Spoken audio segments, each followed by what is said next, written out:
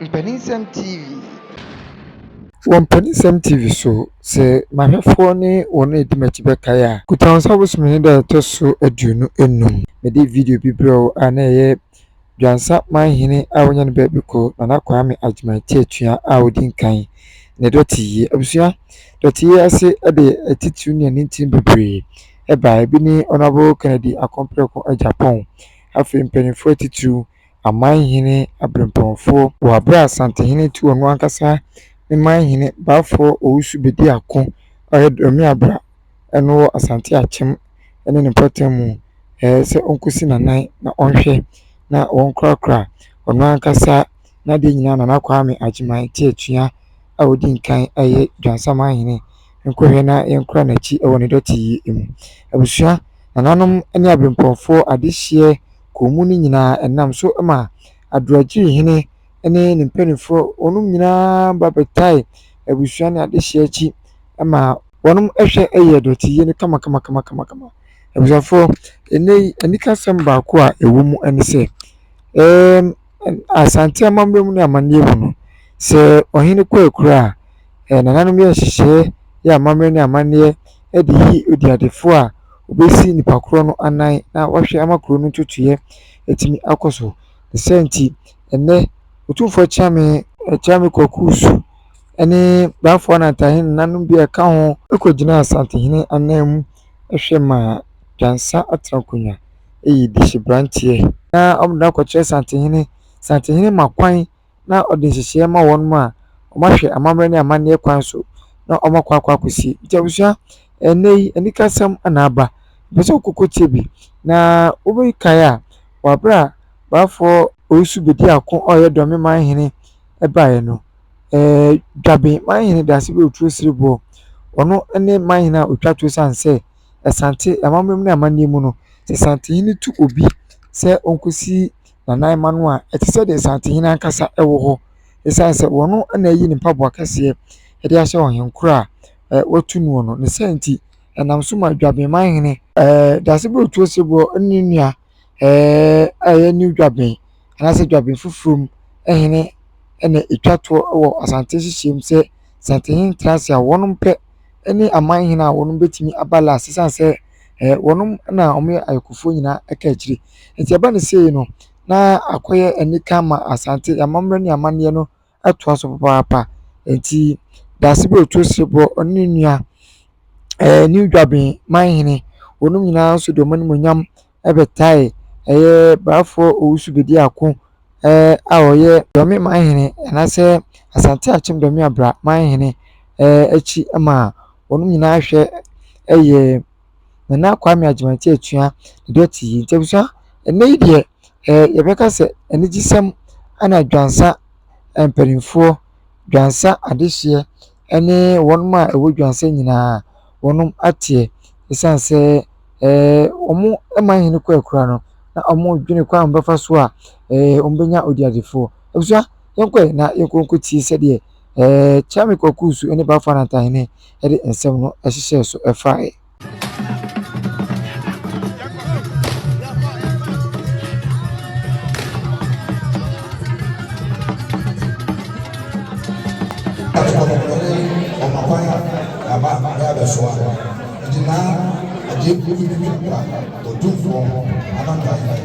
Bafo,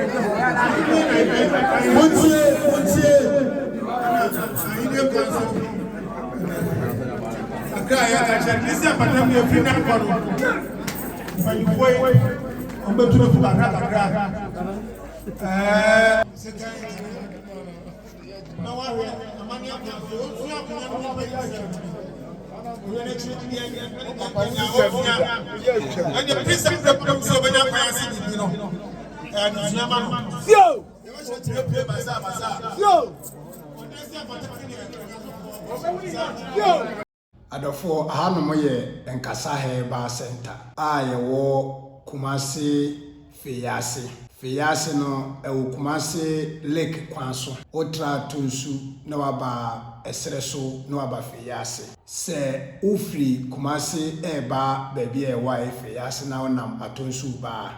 ubedu Feyase a ye Fred Junction bi Pentecost Junction ufri atonsu ba ewo right side nti sa junction ne so no usi hono mo a plagia jejina wa ubisa o mo se opese okọ Nkasa Herbal otremu a omodo beba na yedwuma di a ye ne se ye nipa ho adwuma ye sayare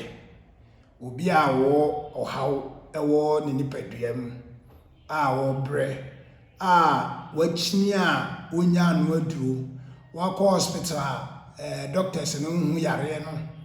na bamabu a won timi nya hwe bi mo office na nda so asa no oba Nkasa Herbal Center ye beboa no wo wasa ha no wo ba ye ha ye be ye hwehwemu na ye hu yare a ye ha no na ya boyare ndin a chew se sa yare we ye honhom yare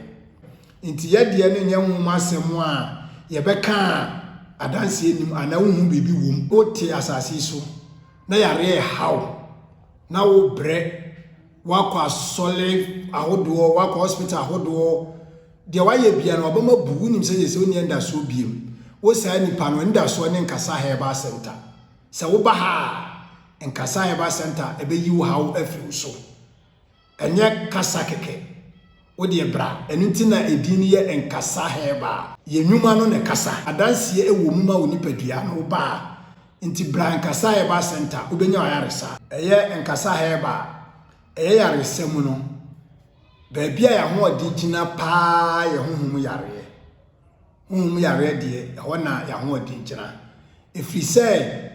yare bia e wo wiase ne honhom de wo nti wo de yare bia na wo de etise den kura na ha wa de bra oba e behwe se honhom yare e beka cho se honhom yare na de bitima na ya aboa se nya honhom yare so beka cho se nya honhom yare se no da nchen a diabetes ye ho adwuma eye osa typhoid stroke ye ho adwuma no kura de wo ba no be konchia stroke wo de stroke bia chi bia no bra be hu nkasa heba fo mo ba ye be ye ho adwuma ama nkasa heba nso ye da ye de adwuma ye adwuma adwada ebenada ukuada ye nya adwuma ye adwuma ya wada efiada ena memreda adwada ene ebenada no ye start adwuma na ngotwe 8 o'clock na ya pon 5 o'clock eye ya wada ene fiada ye start na ngotwe 8 o'clock na ya pon 5 o'clock memreda de ye adwuma free anopa 8 o'clock opem awia 12 o'clock ti yare bia ye de ye nyi yare ni bi